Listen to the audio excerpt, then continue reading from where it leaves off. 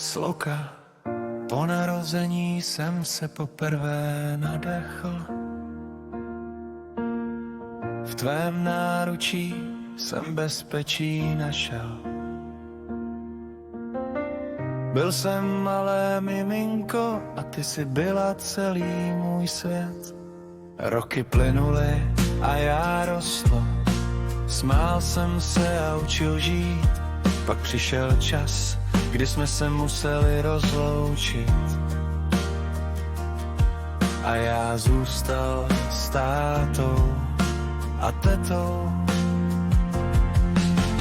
Mami, mám tě moc rád, navždy budeš v mém srdci. Děkuji Ježíši, že jsi moje máma, za tvou lásku, modlitby i naději. Ať nás dělí cokoliv, mé srdce patří navždy tobě.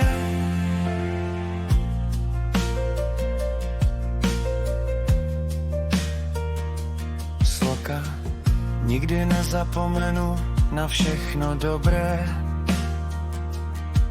co jsi pro mě udělala. Tvoje láska mě provází každý den